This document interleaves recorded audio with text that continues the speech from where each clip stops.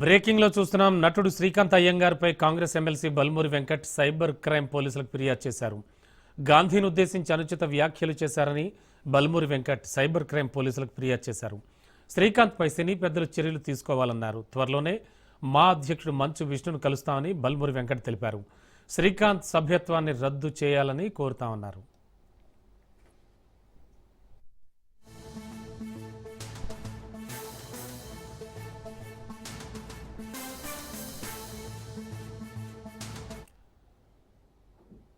నటుడు శ్రీకాంత్ అయ్యంగార్పై Congress MLC Balmuri Venkat cyber crime పోలీసులకు ఫిర్యాదు చేశారు.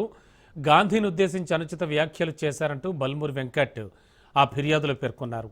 శ్రీకాంత్పై సినీ పెద్దలు చర్యలు తీసుకోవాలన్నారు. త్వరలోనే మా అధ్యక్షుడు మంచు విష్ణును కూడా కలుస్తానని బల్మూరి వెంకట్ తెలిపారు. శ్రీకాంత్ సభ్యత్వాన్ని రద్దు చేయాలని కోరుతామన్నారు.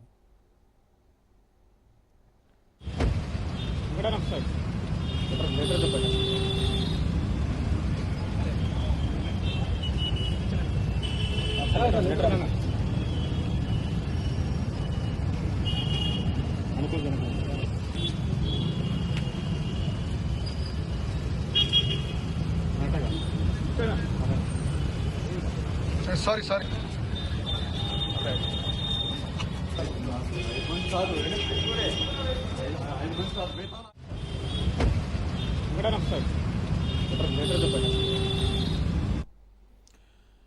నటుడు శ్రీకాంత్ అయ్యంగార్పై బల్మూరి వెంకట్ ఫిర్యాదు చేశారు ఎమ్మెల్సీ. ఇక ఇదే అంశానికి సంబంధించి లేటెస్ట్ ఇన్ఫో అందించడానికి మా కరస్పాండెంట్ రత్న కుమార్ సిద్ధంగా ఉన్నారు. రత్న, శ్రీకాంత్ అయ్యంగార్పై కంప్లైంట్ చేయడం జరిగింది. త్వరలో మా పెద్దలను కూడా కలుస్తూ ఉంటున్నారు. ఓవరాల్గా ఈ ఇష్యూకి సంబంధించి ఏం చెప్తారు? రీసెంట్ గా టాలీవుడ్ నటుడు శ్రీకాంత్ అయ్యంగార్ మహాత్మా గాంధీ పైన అనుచిత వ్యాఖ్యలు చేశారు. సోషల్ మీడియా వేదికగా ఆయనను విమర్శిస్తూ అనేక రకాలుగా కాటు వ్యాఖ్యలు ఒక వీడియో రూపంలో రిలీజ్ చేయడం జరిగింది. ఈ వీడియోకు సంబంధించి సర్వత్రా విమర్శలు వ్యక్తం అవుతున్నాయి. వాస్తవానికి భారతదేశ స్వాతంత్ర్యంలో గాంధీజీ పాత్ర అనేది చాలా కీలకం. ఆయన చేసినటువంటి పోరాటం కావచ్చు, అలాగే శాంతియుత ధర్నాలు అనేవి దేశానికి స్వాతంత్రం రావడంలో చాలా కీలకంగా ఉంది అనే విషయం రాజ్యాంగ పరంగా కావచ్చు, లేకపోతే ప్రతి ఒక్కళ్ళకు కూడా తెలిసినటువంటి అంశంగా మొదటి నుంచి పరిగణించబడుతూ వస్తుంది. అయితే అటువంటి గాంధీని గౌరవిస్తూ కూడా ప్రతి సందర్భంలోనూ ఇటు గాంధీని గౌరవిస్తూ వస్తూ ఉంటుంది. అటు భారత్ కు సంబంధించి భారతదేశంలో గాంధీజీ పాత్ర అనేది స్వాతంత్ర్యంలో కావచ్చు, లేకపోతే ఇప్పటికీ చారిత్రకంగా ఆయన పాత్రను ప్రతి తరం కూడా గుర్తుపెట్టుకుంటూ వస్తుంది. అటువంటి గాంధీజీ పైన శ్రీకాంత్ అయ్యంగార్ నటుడు చేసినటువంటి ఘాటు విమర్శలు అనేవి ఒక్కసారిగా కలకలం సృష్టించాయి. దీనిపైన ప్రతి ఒక్కళ్ళు కూడా విమర్శలు వ్యక్తం చేశారు. ఈ క్రమంలోనే అటు పలు పోలీస్ స్టేషన్లలో శ్రీకాంత్ అయ్యంగారు గాంధీజీ మీద చేసినటువంటి అనుచిత వ్యాఖ్యలకు సంబంధించి ఫిర్యాదులు వెలువెత్తుతున్నాయి. ఇక ఈ ఫిర్యాదుల్లో భాగంగా తాజాగా నేడు కాంగ్రెస్ ఎమ్మెల్సీ బల్మూరి వెంకట్ తను సైబర్ క్రైమ్ పోలీసులకు ఫిర్యాదు చేయడం జరిగింది. ముఖ్యంగా గాంధీజీ పైన చేసినటువంటి వ్యాఖ్యల పైన సైబర్ క్రైమ్ లో ఫిర్యాదు చేశారు. టీపీపీసీకి ప్రస్తుతం ఉపాధ్యక్షుడిగా ఉన్నటువంటి ఎమ్మెల్సీ బల్మూరి వెంకట్. దాని మీద ఖచ్చితంగా కఠిన చర్యలు తీసుకోవాలి. ఇటువంటి వ్యాఖ్యలు అనేది గాంధీజీ లాంటి మహాత్ములకు సంబంధించినటువంటి అంశాల గురించి మాట్లాడేటప్పుడు ప్రతి ఒక్కళ్ళు కూడా కొంత నోరు జాగ్రత్త పెట్టుకొని మాట్లాడాల్సినటువంటి అవసరం ఉంటుంది. ఒకవేళ ఎవరైనా అనుచిత వ్యాఖ్యలు చేసినప్పుడు వాళ్ళని చాలా ఈజీగా తీసుకొని వదిలేస్తే ఇదే విషయం మరలా పునరావృతం అవుతుంది. కాబట్టి ఖచ్చితంగా అతని మీద కఠిన చర్యలు తీసుకోవాలి అంటూ కూడా తన ఫిర్యాదులో పేర్కొనడం జరిగింది. ప్రస్తుతం శ్రీకాంత్ అయ్యంగార్ మీద సైబర్ క్రైమ్ పోలీస్ స్టేషన్ తో పాటు అనేక పోలీస్ స్టేషన్లలో ఫిర్యాదులు వెల్లువెత్తాయి. అలాగే పలు పోలీస్ స్టేషన్లలో కూడా కేసులు నమోదైనటువంటి పరిస్థితి కనిపిస్తోంది. Okay, thank you.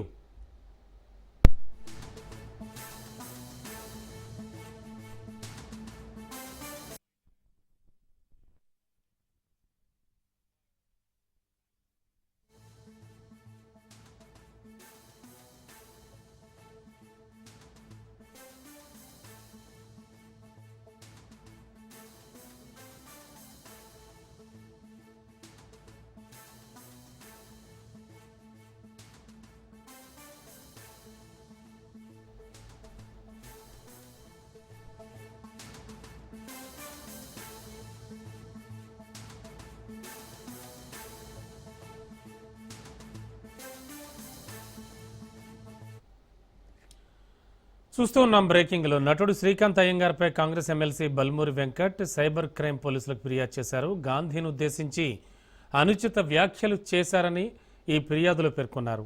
శ్రీకాంత్పై సినీ పెద్దలు చర్యలు తీసుకోవాలన్నారు. త్వరలోనే మా అధ్యక్షుడు మంచు విష్ణును కలుస్తామని బల్మూరి వెంకట్ తెలిపారు. శ్రీకాంత్ సభ్యత్వం రద్దు చేయాలని కోరతామన్నారు. ఏ పోస్ట్ పెట్టినా కామెంట్లు వస్తున్నాను, పెద్ద పట్టించుకోనండి.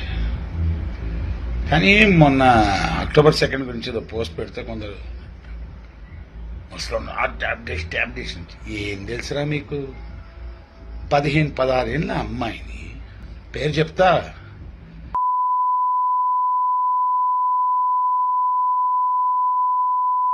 అన్నది ఎంతో మందిని లైంగికంగా వేధించిన వాడు మహాత్ముడా? స్వాతంత్రం వాడు తెచ్చాడింది బొక్క. సుభాష్ చంద్రబోస్, భగత్ సింగ్ ఏంటో లక్షల మంది తెచ్చారు. వాళ్ళు పరమాత్ములు, ఈడు పీడోఫైల్. ఇంకో విషయం, జాతిపితన భరతమాత అనే వ్యక్తులమయ్యా మేము. జాతిపిత సింపుల్ స్టేట్మెంట్ వినండి. If Mohan Das Karamchand Gandhi is the father of my nation, then I'm a citizen. Jai Hind. నేర్చుకోండి. గుడ్ బాయ్స్, గుడ్ గర్ల్స్ అండి మీరు అందరూ. Love you all. నేను ఏ పోస్ట్ పెట్టినా కామెంట్లు వస్తున్నాను, పెద్ద పట్టించుకోనండి. కానీ మొన్న అక్టోబర్ 2 గురించి ఏదో పోస్ట్ పెడితే కొందరు ముస్లిం అప్డేషన్. మాజీ మంత్రి పేర్ని నానిపై కేసు నమోదైంది. సీఐపై దౌర్జన్యం చేశారని చిలకలపూడి పిఎస్లో కేసు నమోదు చేశారు పోలీసులు. మచిలీపట్నం పోలీస్ స్టేషన్లో పేర్ని నాని వ్యవహరించిన తీరు వివాదాస్పదమైంది. మెడికల్ కాలేజీలను PPP పద్ధతిలో నిర్మించాలన్న ప్రభుత్వ నిర్ణయాన్ని నిరసిస్తూ ఇటీవల వైసీపీ శ్రేణులు ఆందోళనలు చేపట్టాయి. అయితే మచిలీపట్నంలో పేర్ని నాని నేతృత్వంలో మెడికల్ కాలేజీ వద్ద నిరసనలు చేశారు. అనుమతి లేకుండా నిరసన చేపట్టారంటూ మాజీ మంత్రి పేర్ని నానితో పాటు 400 మందికి పోలీసులు నోటీసులు అందించారు. 41A కింద వీళ్ళందరికీ నోటీసులు జారీ చేశారు. అయితే పోలీసుల నోటీసులకు జవాబు ఇవ్వొద్దని వైసీపీ మచిలీపట్నం అధ్యక్షుడు మేకల సుబ్బన్న వైసీపీ వాట్సాప్ గ్రూప్లో పోస్ట్ చేయడం వివాదాస్పదమైంది. ఈ నేపథ్యంలోనే మేకల సుబ్బన్నను పోలీసులు పోలీస్ స్టేషన్కు పిలిపించారు.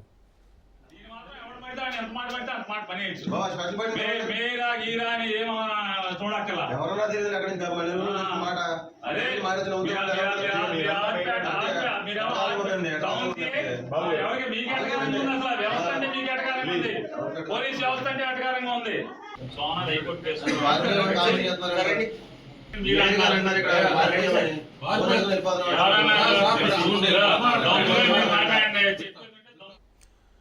అయితే మేకల సుబ్బన్నను పోలీస్ స్టేషన్కు పిలిపించిన విషయం తెలుసుకున్న మాజీ మంత్రి పేర్ని నాని కార్యకర్తలతో కలిసి స్టేషన్ వద్దకు చేరుకున్నారు. ఈ క్రమంలోనే ఆర్పేట సీఏతో పేర్ని నాని వాగ్వాదానికి దిగారు. వైసీపీ కార్యకర్తలను పోలీస్ స్టేషన్కి ఎందుకు పిలుస్తున్నారంటూ మండిపడ్డారు. ఆ క్రమంలోనే పేర్ని నాని పోలీసులతో దురుసుగా ప్రవర్తించడం వివాదాస్పదమైంది. మచిలీపట్నం పిఎస్ ఘటనపై ఎస్పీ సీరియస్ అయ్యారు. నానిపై పోలీసులు కేసు నమోదు చేశారు.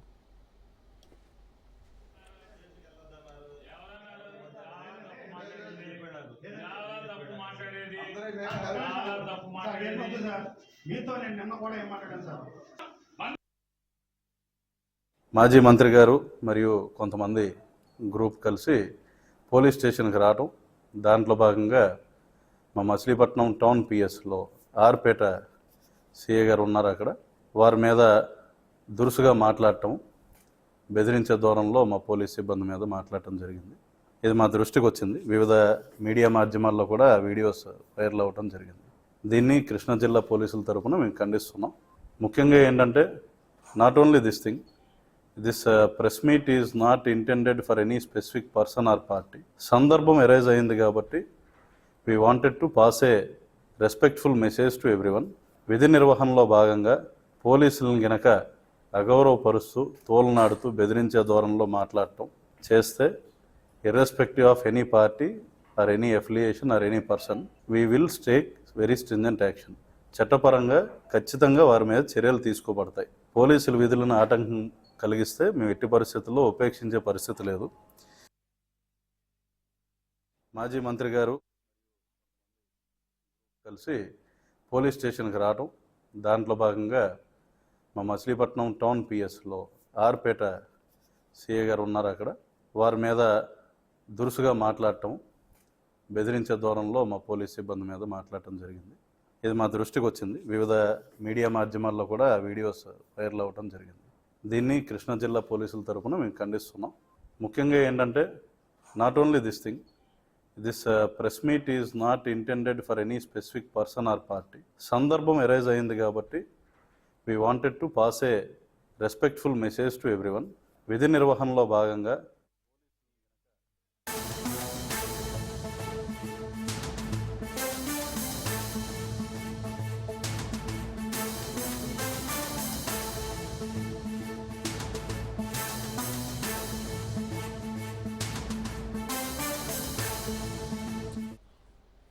హైదరాబాద్లోని చింతల్లో బాలిక సాహసం చేసింది. దానికి సంబంధించిన విజువల్స్ అండ్ బ్రేకింగ్ చూస్తూ ఉన్నాం.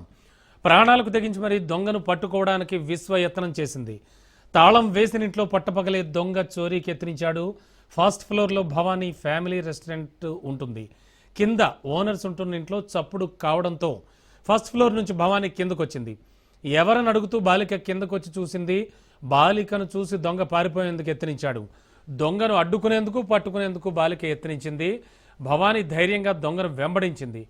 ఆమె ధైర్య సాహసాలు చూసి కాలనీ వాసులు మెచ్చుకున్నారు.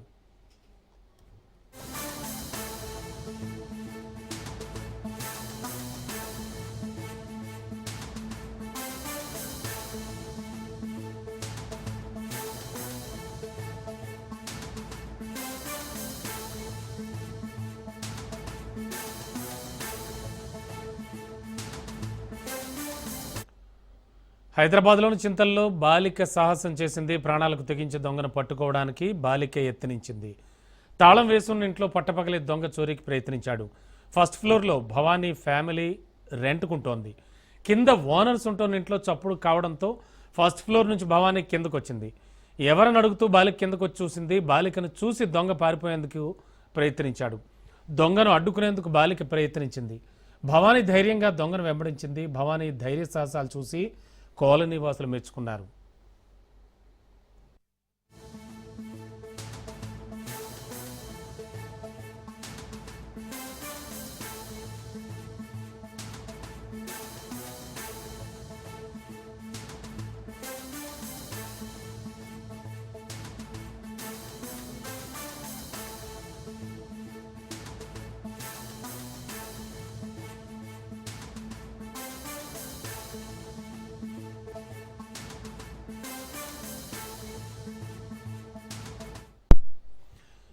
బ్రేకింగ్లో చూస్తున్నాం. హైదరాబాద్లోని చింతల్లో బాలిక సాహసం చేసింది. ప్రాణాలకు తెగించి మరి దొంగని పట్టుకోవడానికి యత్నించింది. తాళం వేసిన ఇంట్లో పట్టపగలే ఒక దొంగ చోరీకి యత్నించాడు. ఫస్ట్ ఫ్లోర్లో భవానీ ఫ్యామిలీ రెంట్కుంటోంది. కింద ఓనర్స్ ఉంటోన్న ఇంట్లో చప్పుడు కావడంతో ఫస్ట్ ఫ్లోర్ నుంచి భవానీ కిందకు చూసింది. ఎవరని అడుగుతూ బాలిక కిందకు వచ్చి చూసింది. బాలికను చూసి దొంగ పారిపోయేందుకు యత్నించాడు. దొంగను అడ్డుకునేందుకు బాలిక ప్రయత్నించింది. భవానీ ధైర్యంగా దొంగను వెంబడించింది. భవానీ ధైర్య సాహసాలు చూసి కాలనీ వాసులు మెచ్చుకుంటున్నారు.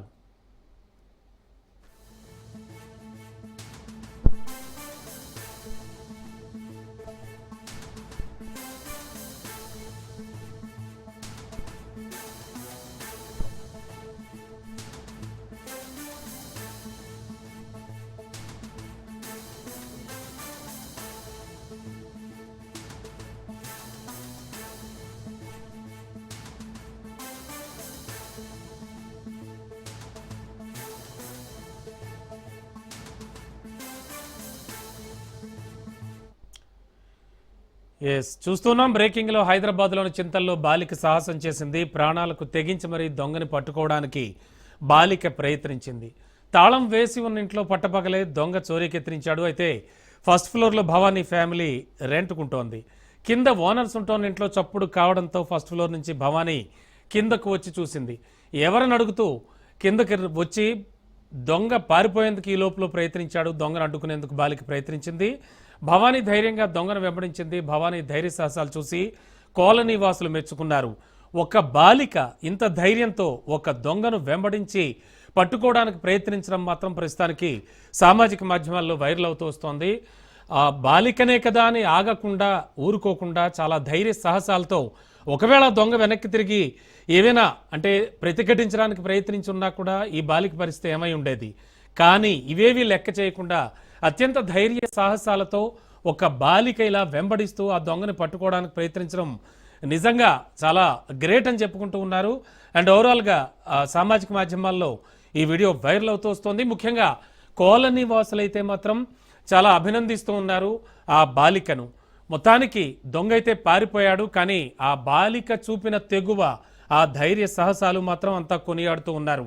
అంటే రైట్ నౌ ప్రజెంట్ డేస్లో మనం చూస్తూ ఉంటే కనుక చాలా డిఫరెంట్ సిచ్యువేషన్స్ ఎదుర్కోవాల్సి వస్తుంది బాలికలు. కానీ తను ఎంతో ధైర్యంతో ఈ పని చేసింది. అండ్ ముఖ్యంగా ఈమె తెగువను చూసి అందరు బాలికల్లో కూడా ఈ టైప్ ఆఫ్లో కొంచెం ధైర్యం, కొంచెం తెగువ ఉంటే బాగుంటుందని పలువురు ప్రశంసిస్తూ ఉన్నారు ఈ బాలికను. మొత్తానికి తాళం వేసి ఉన్న ఇంట్లో పట్టపగలే చోరీకి యత్నించినటువంటి ఒక దొంగను పట్టుకోవడానికి అత్యంత చాకచక్యంతో, ఒక ధీరోదత్తంతో పరుగులు పెడుతూ మనం ఆ విజువల్స్లో చూడొచ్చు. Raj news on screen exclusive visuals మనం చూపిస్తూ ఉన్నాం. అండ్ మోరోవర్ ఆ చక్కనైన అమ్మాయిని కూడా చూస్తూ ఉన్నాం. ఎంతో ధైర్యం చూపించి చాలా మందికి ఒక మోడల్గా కూడా నిలిచిందని చెప్పుకోవచ్చు. నవేడేస్ ఇదే విషయానికి సంబంధించి కూడా మొత్తం బాలికలందరూ కూడా తెలుసుకోవాల్సిన విషయాలు చాలా ఉన్నాయంటూ నెటిజన్లంతా కూడా ఈ వీడియో చూసిన వాళ్ళు ఆ అమ్మాయిని పొగుడుతూ ఉన్నారు, తన ధైర్య సాహసాలను కీర్తిస్తూ ఉన్నారు. రైట్, ఇక ఇదే అంశానికి సంబంధించి మా కరెస్పాండెంట్ రత్నకుమార్ మరిన్ని వివరాలు అందించడానికి సిద్ధంగా ఉన్నారు. రత్న, యాక్చువల్గా నిజంగా అమ్మాయి ధైర్య సాహసాలు మనం మెచ్చుకోక తప్పదు. అండ్ ఒక దొంగని తరుముతూ కూడా వెళుతోంది. మీరు పంపిన విజువల్స్లో చూస్తుంటే కనుక నిజంగా చాలా చాలా కసితో పరిగెడుతోంది అమ్మాయి, ఎట్టి పరిస్థితిలో పట్టుకోవాలి అనేటువంటి ఉద్దేశంతో. ఏంటి సిచ్యువేషన్, ఎప్పుడు జరిగింది ఈ ఘటన? అలాగే ముఖ్యంగా కాలనీ వాసులు ఏం చెప్తున్నారు రత్న? జీడిమెట్ల పోలీస్ స్టేషన్ లిమిట్స్ లో చోటు చేసుకున్నటువంటి ఒక ఈ ఇన్సిడెంట్ గురించి ఇప్పుడు సర్వంత్రా మాట్లాడుకుంటున్నటువంటి పరిస్థితి. ఎందుకంటే చాలా ఆసక్తికరంగా మారింది. ఒక దొంగను పట్టుకునేందుకు ఇప్పటికే గతంలో జరిగినటువంటి ఇన్సిడెంట్లలో ఎంతో మంది దొంగలని పట్టుకునేందుకు సాహసించినటువంటి పరిస్థితులు లేవు. అలాంటిది ఒక 13 ఏళ్ల బాలిక దొంగలను ప్రతిఘటించేందుకు చేసినటువంటి సాహసం అటు ఆ కాలనీతో పాటు ప్రస్తుతం ఈ వీడియోలు సోషల్ మీడియాలో వైరల్ అయిన తర్వాత ప్రతి ఒక్కళ్ళు కూడా ఈ యొక్క విషయం గురించి మాట్లాడుకుంటున్నారు. ఒకసారి మనం ఇన్సిడెంట్ గురించి మాట్లాడుకున్నట్లయితే భగత్ సింగ్ నగర్ లోని నెంబర్ 12 లో నివాసం ఉంటుంది ఫ్యామిలీ. ఉమామహేశ్వరి ఇంట్లో గుర్తు తెలియని దొంగ ఇంట్లో ఉన్న నగలు, డబ్బు సామాన్లను దొంగతనానికి ప్రయత్నించినటువంటి సందర్భంలోనే భవానీ అనేటువంటి 13 ఏళ్ల బాలిక సాహసం చేసి దొంగను గట్టిగా పట్టుకునేటువంటి ప్రయత్నం చేసింది. అయితే ఆ బాలిక చిన్నపిల్ల కావడంతో దొంగ ఏమాత్రం ఆమెకు భయపడకుండా ఆమె లెక్క చేయకుండా అక్కడి నుంచి ఆమెను ఆ పక్కకు నెట్టివేసి పరిగెత్తేటువంటి ప్రయత్నం చేశాడు. అయినప్పటికీ కూడా అంతటితోనే బాలిక ఆగలేదు. భవానీ మరలా అతన్ని పట్టుకునేందుకు ప్రయత్నం చేస్తూనే ఉంది. దీనికి సంబంధించినటువంటి విజువల్స్ కూడా చాలా ఆసక్తికరంగా, మరి ఎట్లయినా సరే ఆ దొంగను ప్రతిఘటించడం కోసం ఆమె సాహసోపేతంగా ప్రయత్నించినటువంటి సిచ్యువేషన్ అనేది మనకు ఆ విజువల్స్ చూస్తే చాలా స్పష్టంగా కనిపిస్తుంది. ఇక మరోవైపు దొంగ అని కేకలు వేస్తూ దొంగ వెంబడి పరిగెత్తింది. ఈ కేకలు విన్న స్థానికులందరూ ఒక్కసారిగా అలర్ట్ అవడంతో దొంగ అక్కడి నుంచి పరారైపోయాడు. ఇక అతను తోసేసినప్పటికీ కూడా భవానీ స్వల్ప గాయాలయ్యాయి. ఈ దృశ్యాలని కూడా సీసీ కెమెరాల్లో రికార్డ్ అవడం జరిగింది. ఇక చిన్న వయసులోనే దొంగను పట్టుకోవడం కోసం సాహసోపేతంగా, ఎందుకంటే ఆ దొంగలు అనేక విధాలుగా ఈ మధ్య కాలంలో ఎవరైనా ప్రతిఘటించేటువంటి ప్రయత్నం చేసినప్పటికీ, పట్టుకునేటువంటి ప్రయత్నం చేసినప్పటికీ ప్రాణాలు తీసేందుకు కూడా వెనుకాడినటువంటి పరిస్థితి. సో ఇటువంటి ప్రయత్నాలు చేస్తారనేటువంటి విషయాలకు సంబంధించి కూడా అవి ఏ మాత్రం మనసులో పెట్టుకోకుండా, ఏ మాత్రం భయపడకుండా అతన్ని పట్టుకోవడం కోసం సాహసంగా ప్రయత్నించింది 13 ఏళ్ల బాలిక భవానీ. సో ఒక అంశానికి సంబంధించి ఒకవైపున పోలీసులు యొక్క దొంగతనానికి సంబంధించినటువంటి ఎవిడెన్స్ అన్నింటిని కూడా తీసుకొని ప్రస్తుతం అతన్ని పట్టుకునేందుకు గాలింపు చర్యలు చేపట్టారు. కేసు నమోదు చేసి దర్యాప్తు చేస్తున్నారు. అలాగే ఆ కాలనీ వాసులతో పాటు వీళ్ళు నివాసం ఉంటున్నటువంటి భగత్ సింగ్ నగర్ లోని నిర్వాసితులతో పాటు ఈ వీడియోలు చూసిన ప్రతి ఒక్కళ్ళు కూడా బాలికను 13 ఏళ్ల భవానీని ప్రశంసిస్తూ ఉన్నారు. ఆమె సాహసోపేత చర్యకు సంబంధించి కూడా ఆమెను అభినందిస్తున్నటువంటి పరిస్థితి కనిపిస్తోంది. స్థానిక పోలీసులు సైతం ఆమె ద్వారా స్టేట్మెంట్స్ రికార్డ్ చేస్తూ ఆమెను అభినందిస్తున్నట్టు కూడా తెలుస్తోంది. Yes, thank you.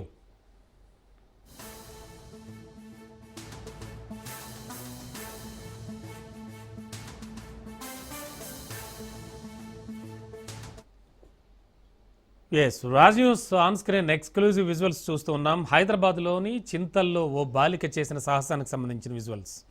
ప్రాణాలకు తెగించి మరీ దొంగను పట్టుకోవడానికి బాలిక ప్రయత్నించింది. తాళం వేసినింట్లో పట్టపగలే ఓ దొంగ చోరీకి యత్నించాడు. ఫస్ట్ ఫ్లోర్లో భవానీ ఫ్యామిలీ రెంట్కుంటోంది. కింద ఓనర్స్ ఉంటోన్న ఇంట్లో చప్పుడు రావడంతో ఫస్ట్ ఫ్లోర్ నుంచి భవానీ కిందకు వచ్చింది.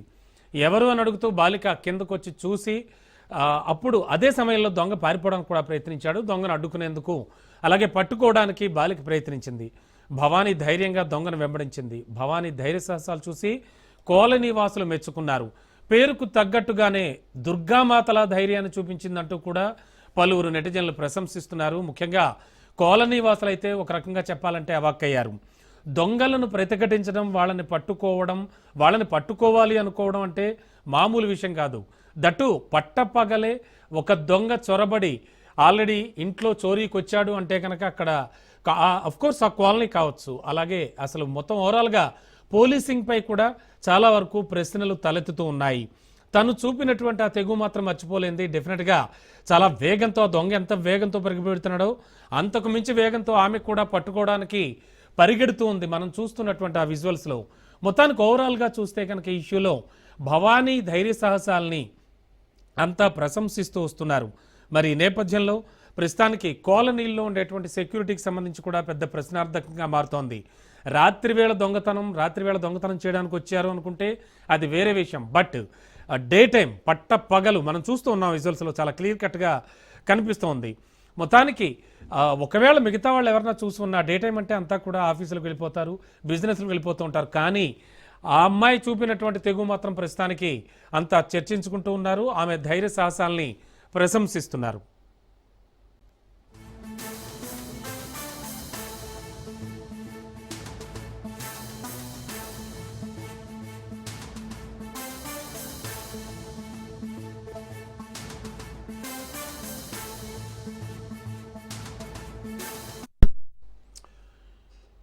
బ్రేకింగ్లో చూస్తున్నాం. బీసీలకు 42% రిజర్వేషన్లు లక్ష్యంగా తెలంగాణ ప్రభుత్వం ప్రయత్నాలు చేస్తోంది. బీసీ రిజర్వేషన్లపై సుప్రీంకోర్టుకు వెళ్లాలని నిర్ణయం తీసుకుంది. మంత్రులు, కాంగ్రెస్ నేతలతో సీఎం రేవంత్ జూమ్ మీటింగ్ నిర్వహించారు. బీసీ రిజర్వేషన్ల జీవో 9పై హైకోర్టు స్టే ఇచ్చిన నేపథ్యంలో ఏం చేయాలి అనే దానిపై చర్చించారు. ఇక సుప్రీంకోర్టుకు వెళ్లాలని కూడా నిర్ణయం తీసుకున్నారు.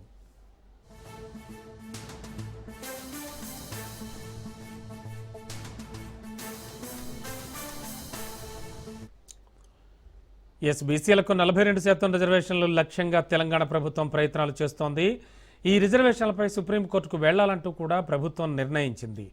మంత్రులు, కాంగ్రెస్ నేతలతో ఇదే విషయంపై CM Revanth Reddy Zoom meeting నిర్వహించారు. ఇక ఇదే అంశానికి సంబంధించి లేటెస్ట్ ఇన్ఫో అందించడానికి గాంధీ భవన్ నుంచి మా హైదరాబాద్ బ్యూరో చీఫ్ రాజిరెడ్డి లైవ్లో సిద్ధంగా ఉన్నారు.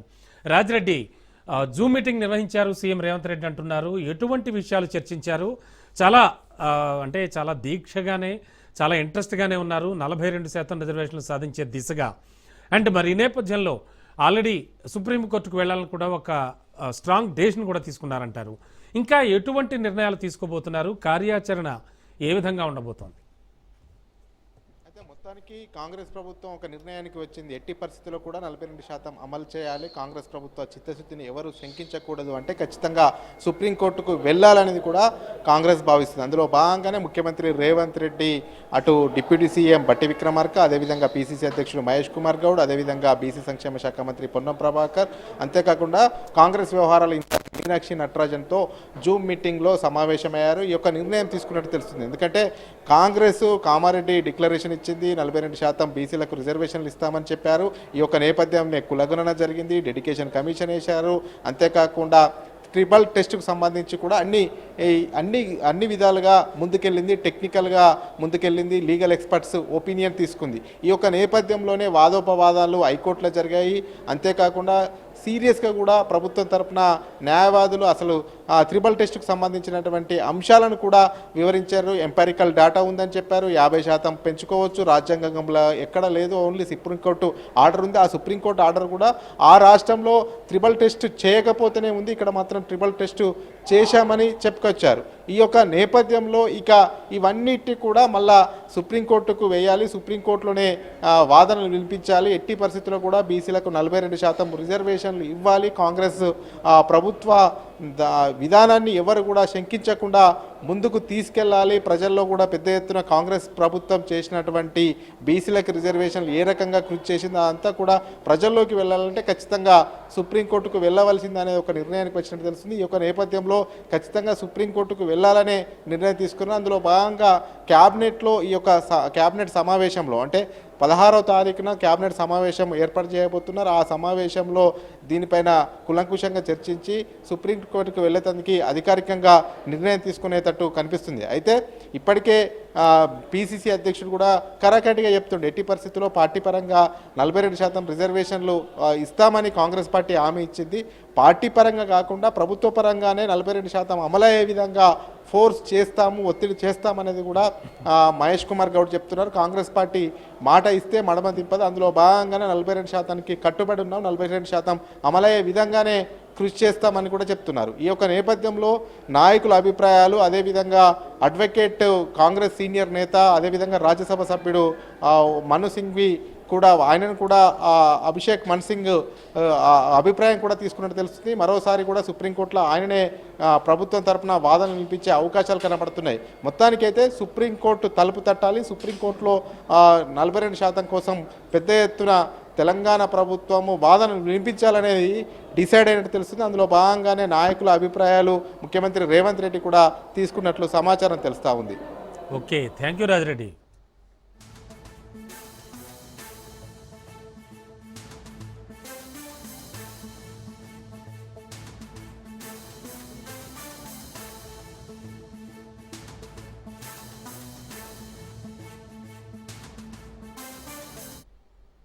బీసీలకు 42% రిజర్వేషన్లు లక్ష్యంగా తెలంగాణ ప్రభుత్వం ప్రయత్నాలు చేస్తోంది. రిజర్వేషన్లపై సుప్రీంకోర్టుకు వెళ్లాలని నిర్ణయం తీసుకుంది. మంత్రులు, కాంగ్రెస్ నేతలతో CM Revanth Reddy Zoom meeting నిర్వహించారు. బీసీ రిజర్వేషన్ల జీవో 9పై హైకోర్టు స్టే ఇచ్చిన నేపథ్యంలో ఏం చేయాలనే దానిపై చర్చించారు. సుప్రీంకోర్టుకు వెళ్లాలని నిర్ణయం తీసుకున్నారు.